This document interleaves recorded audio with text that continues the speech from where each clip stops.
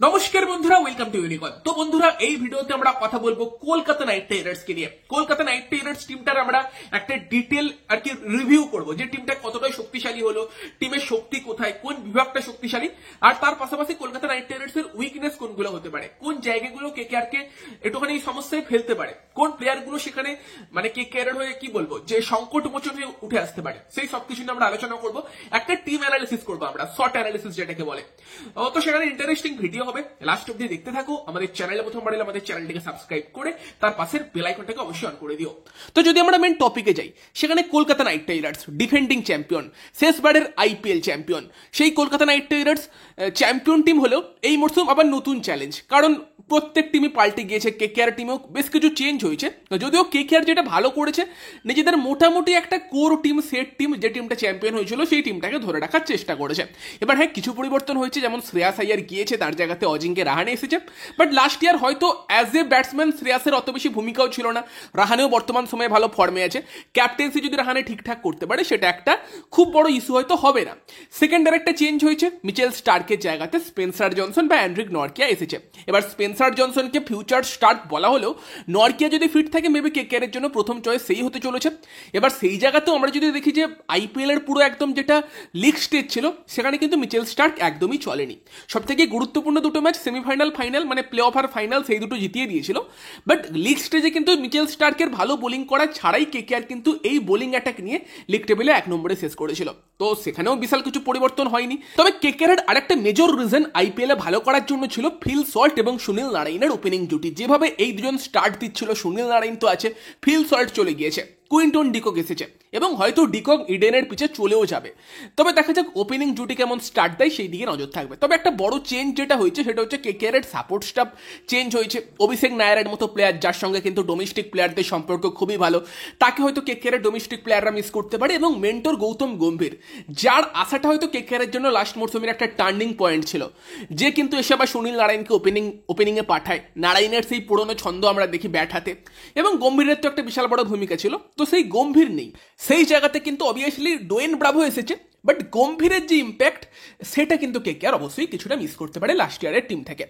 বাকি কলকাতা নাইট রাইডার্সের ওভারঅল যদি আমরা স্ট্রেংথ নিয়ে কথা বলি, সেখানে কেকেআরের প্রথম সব থেকে বড় স্ট্রেংথ হতে চলেছে স্পিন টু উইন, যেটা আমরা বলে থাকি। তার কারণ হচ্ছে কলকাতা নাইট রাইডার্সের দুই মেন স্পিনার, সুনীল নারায়ণ এবং তার সঙ্গে বরুণ চক্রবর্তী, এবং এই লেভেলের স্পিন জুটি টি-20 ক্রিকেটে আলাদা লেভেলের একটা স্পিন জুটি। তার কারণ হচ্ছে দুজনে এমন বোলার যাদেরকে পিক করতে ব্যাটসম্যানেরা সমস্যায় পড়ে, এবং দুজনই কিন্তু উইকেট টেকিং স্পিনার। এবার একটা সময় সুনীল নারায়ণের মানে এমন বোলিং হতো যে হার্ষা ভোগলে সেই সময় গম্ভীর ক্যাপ্টেন ছিল, তাকে বলেছিল যে কেকেআর ব্যাটিং করে 20 ওভার, বোলিং করে 16 ওভার, কারণ বাকি 4টে ওভার সুনীল নারায়ণ করে।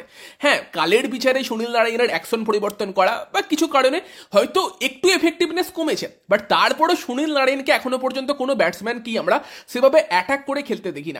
এবং সেখানে সেটা সুবিধাটা পায় হচ্ছে বরুণ চক্রবর্তী। বরুণকে অ্যাটাক করতে গিয়ে অনেক প্লেয়ার কিন্তু উইকেট হারায়, সুনীলকে না অ্যাটাক করে। কিন্তু বর্তমান সময়ে বরুণ যে ফর্মে আছে, নারায়ণের থেকেও বেশি ভয় হয়তো অপোনেন্টের ব্যাটসম্যানেরা বরুণকে দেখে পাবে, এবং সেখানে কাকে মারবে সেটাই একটা বড় কিন্তু ফ্যাক্টর কাজ করবে। নর্মালি বরুণের একটা ব্যাপার আমরা দেখেছিলাম, যে বরুণকে যদি 2-4টে বাউন্ডারি মানে 1টা 6 1টা 4 মেরে দেয়, বরুণ কিছুটা লেন্থ মিস করে, সেখানে বরুণের একটু হাত হয়তো কেঁপে যায়। কিন্তু বর্তমানে বরুণ মানে ইন্ডিয়ান ন্যাশনাল টিমে ডাক পাবার পর যে বোলিং করেছে, যে কনফিডেন্স ক্যারি করছে, হয়তো 1টা 2টো বাউন্ডারি খেয়ে গেলেও বরুণের কোনো অসুবিধা হবে না, কারণ কনফিডেন্স লেভেলটা তার এখন ভীষণ হাই আছে। এবং সেখানে বরুণ নারায়ণ জুটি 8টা ওভার, অপোনেন্ট টিম তো 8টে ওভার দেখে খেলতে পারবে না, তাহলে তারা সেখানেই পিছিয়ে যাবে। সেখানে এই দুজন কিন্তু কেকেআরের সব থেকে বড় ম্যাচ উইনার হতে চলেছে। স্পেশালি মিডিল ওভারে হয়তো কেকেআরের সব থেকে বড় শক্তি এটাই হতে চলেছে, বরুণ চক্রবর্তী, সুনীল নারায়ণকে দিয়ে অপোনেন্টকে চোখ করে দেয়া। দ্বিতীয় সব থেকে বড় শক্তি কেকেআরের যেটা হতে চলেছে, সেটা হচ্ছে অলরাউন্ডার, এবং এখানেও সেই সুনীল নারায়ণ, সেই সেম নামটা আসবে, তার সঙ্গে আরও এক ক্যারিবিয়ান প্লেয়ার আন্দ্রে রাসেলের নাম আসবে। নারায়ণ রাসেলকে নিয়ে এই কথাটাও প্রচলিত আছে আইপিএলে, যে এই দুটো প্লেয়ার 4টে প্লেয়ারের কাজ করে দেয়। কারণ যদি রাসেল ফিট থাকে, তাহলে ব্যাট হাতেও একটা প্রপার ফিনিশারের কাজটা করে, বলাতেও ইজিলি 4টে ওভার দেবার ক্ষমতা রাখে। নারায়ণ তো বলাতে কি করে সেটা বলার দরকার নেই। যদি ব্যাট চলে যায় নারায়ণের লাস্ট মরসুমের মতো, সেখানে তো ধ্বংসাত্মক কিছু আমরা ব্যাটিং দেখতে পাই। তো সেখানে আবারও কিন্তু কেকেআরের সব থেকে বড় শক্তি কিন্তু এই দুই ক্যারিবিয়ান তারকাই হতে চলেছে। এবার সুনীল নারায়ণ এমন একটা প্লেয়ার, যে কেকেআর যে 3টে আইপিএল ট্রফি জিতেছে, 3টে আইপিএল ট্রফি জেতানোর পেছনেই সুনীল নারায়ণের অ্যাজ এ প্লেয়ার বিশাল বিশাল ভূমিকা আছে। তো সেখানে নারায়ণ এবং রাসেল অ্যাজ এ অলরাউন্ডার তারা যেরকম কেকেআর এর শক্তি বৃদ্ধি করছে, তার পাশাপাশি আরো অনেক অলরাউন্ডার কিন্তু কেকেআর টিমে আছে। চাইলে কেকেআর মঈন আলীকেও ইউজ করতে পারে বেশ কিছু জায়গাতে। মঈন আলী প্রপার একটা অলরাউন্ডার, তার সঙ্গে রবমান পাওয়েল অলরাউন্ডার, যদিও রাসেলের মতো বোলিং হয়তো করতে পারে না, তবে সেখানেই কেকেআর এর কাছে কিছু ইন্ডিয়ান অলরাউন্ডারের যে অপশন আছে, একটা হর্ষিত রানা যাকে মেনলি বোলার হিসেবেই আমরা ভালো করতে দেখেছি, বাট সেও ব্যাট করতে পারে, অলরাউন্ডার, তার সঙ্গে রমনদীপ সিং বা ভেঙ্কটেশ আইয়ার, দরকারে দুজনে মিলে কোনো একটা ম্যাচে 4টে ওভার করে দিতে পারে, একটা বোলারের কোটা কমপ্লিট করে দিতে পারে।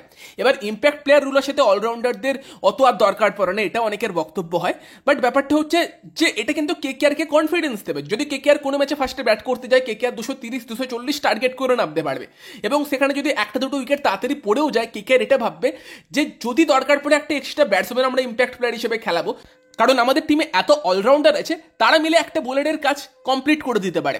এবং তারই পাশাপাশি দরকারে অঙ্কুশ রঘুবংশী, রিঙ্কু সিং, অনুকূল ওরাইয়ের মতো প্লেয়ারও তোমার বেঞ্চে হয়তো থাকবে, বেশ কিছু ম্যাচে প্লেইং 11-এ আসবে। প্রচুর অলরাউন্ডারের অপশন আছে, যেটাও কিন্তু কেকেআর টিমের শক্তি অনেকটা বৃদ্ধি করবে। তৃতীয় যে শক্তিটা কেকেআর আছে সেটা হচ্ছে মিডিল অর্ডার এবং লোয়ার মিডিল অর্ডার, যেটাকে আমরা ফিনিশার বলি। সেই জায়গাতে কেকেআর যে ফায়ার পাওয়ার আছে সেটাও খুব কম টিমেরই আছে। যদি ফিনিশারদের কথা বলি, রিঙ্কু, রাসেল, রমনদীপ, ভাই এই লেভেলের ফায়ার পাওয়ার আর কটা টিমের আছে?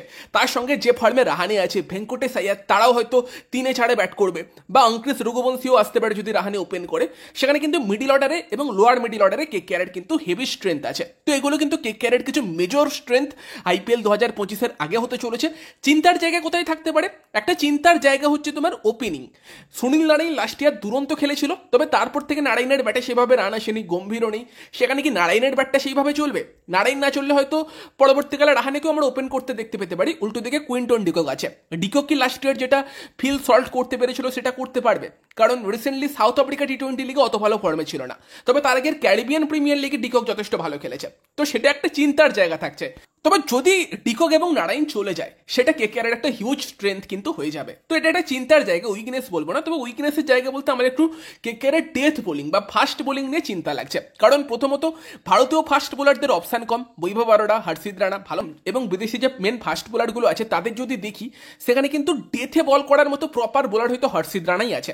এবার হর্ষিতেরও লাস্ট মরসুমটা ব্রিলিয়ান্ট গিয়েছিল, বাট একটা মরসুম অত ভালো গেলে পরের মরসুম একটু মাঝে মধ্যে আমরা দেখেছি খারাপ যেতে পারে। সেখানে কি হর্ষিত লাস্ট মরসুমের মতো বোলিং করতে পারবে, বা হর্ষিত একাই কত দিক সামলাবে? হর্ষিত নিজেও এমন একটা বোলার যেহেতু ডেথে ভালো বল করতে পারে, তবে হর্ষিতকে সঙ্গ দেবে কে? অ্যান্ড্রিক নরকিয়ার কথা বললে আমরা এখনো জানি না যে নরকিয়ার গতিটা নরকিয়ার বন্ধু হবে নাকি শত্রু হবে ইডেনের পিচে। এমনও হতে পারে নরকিয়ার 150 কিলোমিটারে বল করলো, 200 কিলোমিটার বেগে বল মাঠের বাইরে চলে গেল, নাও চলতে পারে নরকিয়া। সেটা একটা চিন্তার জায়গা। যদিও স্পেন্সার জনসন আছে যে কিন্তু ক্লিক করে যেতে পারে, তবে অ্যান্ড্রিক নরকিয়া খেললে সেও এমন একটা প্লেয়ার যে আর কি মিডিল ওভারে বোলিং করতে বেশি পছন্দ করে। হর্ষিতকেও দেখবে মিডিল ওভারে বোলিং করতে বেশি পছন্দ করে, আর মিডিল ওভারে বোলিং করার জন্য কেকেআর এর কাছে বরুণ নারাইন তো আছেই। তো বেশিরভাগ বোলারই এমন বোলার কেকেআর এর কাছে আছে যারা ওই 6 ওভার থেকে 16 ওভারের ফেসটাই বোলিং করতে বেশি প্রেফার করবে। হ্যাঁ, সব থেকে বড় সুবিধা কেকেআর এর এটা যে রাসেল আছে, যে দরকারে 2 ওভার 3 ওভার যেখানে ইচ্ছা করে দিতে পারে। তবে তারপরও ডেথ বোলার হিসেবে রাসেলকে ট্রাস্ট করা মাঝে মধ্যে একটু সমস্যার হয়ে যায়, কারণ মাঝে মধ্যে ভালো বল করে দেয়, আবার মাঝে মধ্যে ডেথে এসে রাসেল 20-25ও খেতে পারে। বাকি পাওয়ার প্লের কথা বললে সেখানে হয়তো বৈভব অরোরা একদিক দিয়ে 2 বা 3 ওভার করে দিতে পারে, তার সঙ্গে হয়তো হর্ষিত রানা 1 ওভার করলো, বা দরকারে নারাইনের 1 ওভার, বরুণের 1 ওভার পাওয়ার প্লেতে করে কেকেআর পাওয়ার প্লে হয়তো ম্যানেজ করে দেবে। মিডিল ওভার নিয়ে তো কেকেআর এর কোনো চিন্তাই নেই, সেটা সব থেকে বড় স্ট্রেংথ কেকেআর এর। তবে ডেথ ওভার নিয়ে একটু প্রবলেম কিন্তু হতে পারে। 17, 18, 19, 20 এই 4টে ওভার। এবার 17 নম্বর ওভারে কেকেআর চাইলে নারাইনের 1 ওভার রেখে দিতে পারে, তাকে দিয়ে বল করাতে পারে। বাকি মেন 3টে ডেথ ওভারের মধ্যে 2 ওভার হয়তো হর্ষিত রানার বাঁচিয়ে রাখতে পারে, যে হয়তো ডেথে ভালো করবে। বাকি 1 ওভার যদি অ্যান্ড্রিক নরকিয়ার মতো প্লেয়ার আর কি চালিয়ে দিতে পারে, কাজ চালিয়ে দিতে পারে, সেটা অবভিয়াসলি ভালো হবে। তো ডেথ নিয়ে একটু কিন্তু চিন্তা লাগছে। বাকি সব জায়গাতেই কেকেআর খুব ভালো স্ট্রেংথ আছে। আর একটা বড় স্ট্রেংথ হচ্ছে যে ক্যাপ্টেন রাহানে ভালো ফর্মে আছে, ফলে সেটা থেকে কনফিডেন্স দেবে। আর রাহানের ব্যাট যদি সৈয়দ মুস্তাক আলীতে যেরকম চলেছিল সেরকম যদি চলে, সেটা কিন্তু কেকেআর ব্যাটিংটাকে দারুণ বানিয়ে দেবে।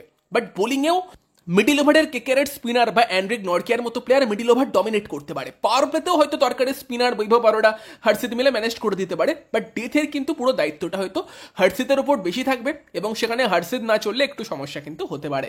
ডেথ ওভার নিয়ে একটু চিন্তা থাকছে, বাট ওভারঅল কিন্তু কেকেআর টিমে উইকনেস খুব কমই, স্ট্রেংথের জায়গাটাই বেশি। আর হর্ষিত যদি ডেথে ভালো বোলিং করে দেয়, এই টিমটা আবারও কিন্তু লিগে 1 নম্বরে বা 2 নম্বরে শেষ করতে পারে, সেই ক্ষমতা কিন্তু আছে।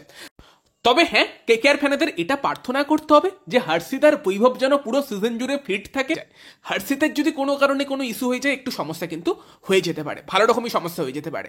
তো গাইস, এই গেল কলকাতা নাইট রাইডার্স টিমের একটা পুরো স্কোয়াড অ্যানালিসিস। তো তোমরা জানিও তোমাদের কি মনে হয় যে কলকাতা নাইট রাইডার্স টিমের সব থেকে বড় শক্তি কোথায় হতে চলেছে বলে তোমাদের মনে হয়, এবং উইকনেসই বা কি হতে পারে, তোমাদের কি মনে হয় সেটা অবশ্যই কমেন্টে জানিও। ভিডিওটা ভালো লাগলে ভিডিওটাকে লাইক করে দিও, শেয়ার করে দিও, আমাদের চ্যানেলে প্রথমবার এলে আমাদের চ্যানেলটিকে সাবস্ক্রাইব করে তার পাশের বেল আইকনটাকে অন করে দিও। তো চলো গাইস, এই ভিডিওতে এই পর্যন্তই, বাই বাই।